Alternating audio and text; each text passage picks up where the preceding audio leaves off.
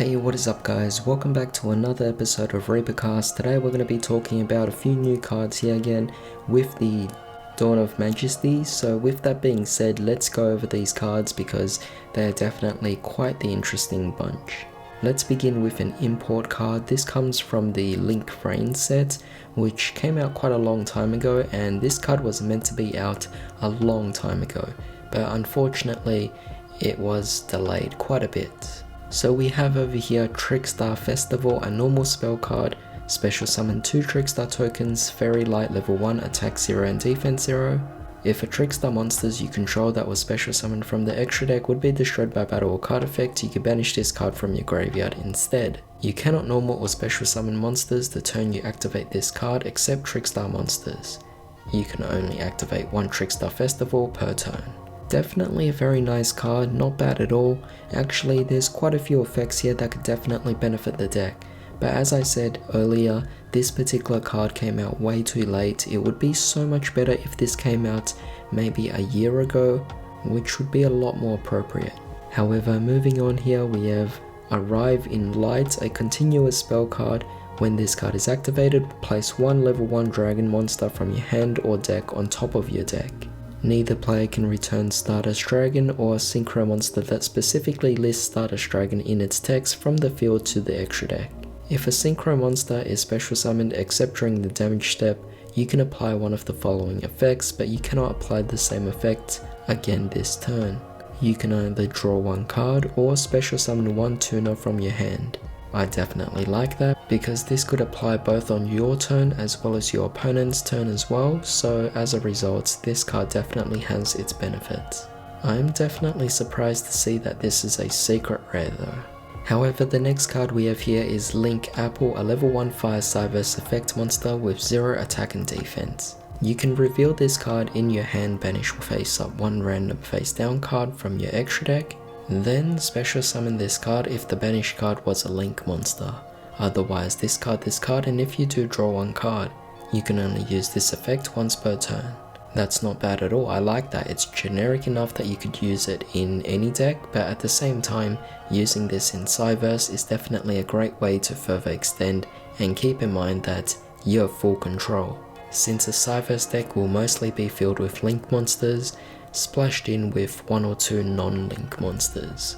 With that being said, the next card we have here is called 2 Toads with 1 string, an equip spell card. Activate this card by targeting 1 monster in your opponent's graveyard, special summon it to your opponent's field but negate its effects.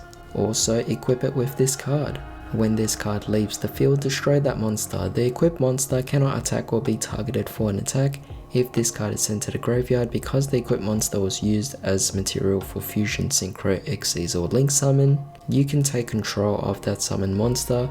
You can only activate this card once per turn. I definitely like this card. It allows you to actually lock out your opponent's field, forcing them to use it as a material, which gives you the free summon. Definitely very nice there.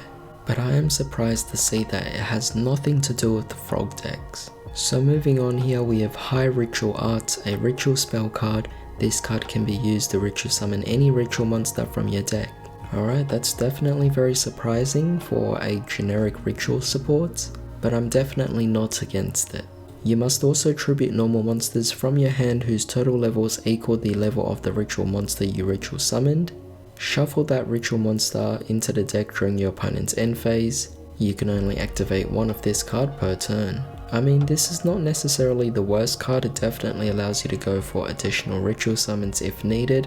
I could see this working in Cyber Angels and then further tributing your monster anyway, making this particular card kind of obsolete in the sense of the final effect, but still allowing the versatility of the first effect. Now moving on here, we have Shinobi Insect Hagakure Mino, a Link to Wind Insect Link effect monster with 1000 attack and points to the top left and bottom. Requires 2 monsters with different names. While this card points to a monsters, your opponent's monsters cannot target this card for attacks. And that already seems really good. I mean, it forces them to attack your other monsters. If you're going to be playing this in an insect deck, I could actually see this working in crawlers. If a monster this card points to is destroyed by battle or card effects, which again it's already kind of sensing with the crawlers here, You can special summon one level 4 or lower insect monster from your hand or graveyard, but banish it when it leaves the field. Again, that seems really good with crawlers. You can only use this effect of this card once per turn. So as you guys know, we have the Battle Wasps, and we also have the recently released Battle Troopers or Bee Troopers, and also the crawlers as well. So seeing this particular card, it's surprising to see generic support for insects, but at the same time I am definitely liking this support a lot. But with that being said, let's talk about the final card here. We have Goku Finishing Move. This card was also meant to come out back in that Link Frame set, but unfortunately it was delayed by 1 whole year, or perhaps even more than that. So with that being said, it's a bit late for it to come out now, but let's see if it actually can do anything. This is just a normal spell card. Target one Goku Link monster you control. It gains attack equal to its Link rating times 1000 until the end of this turn. Also, if it attacks a defense position monster this turn, inflict piercing damage to your opponent. For the rest of this turn, after this card resolves, you cannot declare attacks except with Goku monsters. You can only activate one of this card per turn. So as you can see, this particular card here is quite a fantastic card. I like the card because this actual card allows you to focus all of your attacks into a final OTK, or just give you really big attack and deal a lot of damage to your opponent. I could see this card being worked really effectively if someone knows when to actually use it. I also like this card because it encourages you to play a more pure variation of the actual deck itself. I actually am not a fan of Gokis in the current sense, because in this particular current format, unfortunately so many Goku decks out there lose that pure essence and it becomes a mix of all these different archetypes.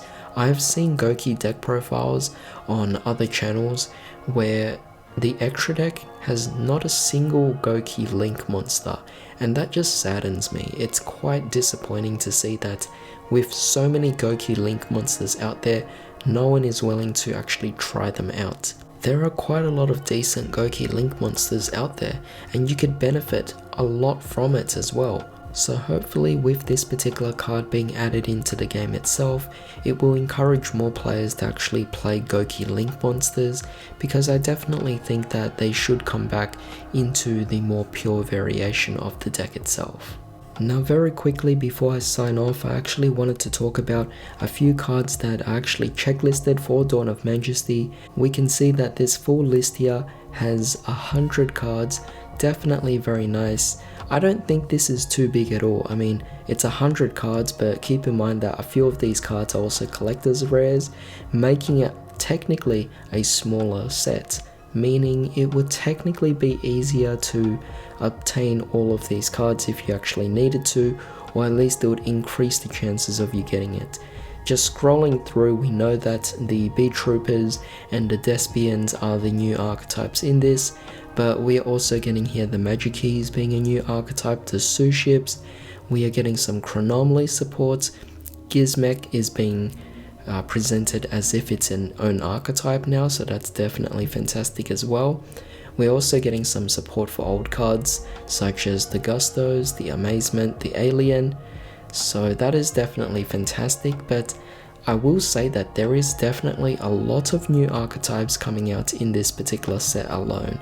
It's actually very surprising. Of course, we are also talking about the supports for generic cards as well, being a lot of generic insect support. But I do think that this particular set does have quite a bit of a mess of cards here, because it's targeting very specific audiences and just piling them all up into this one set.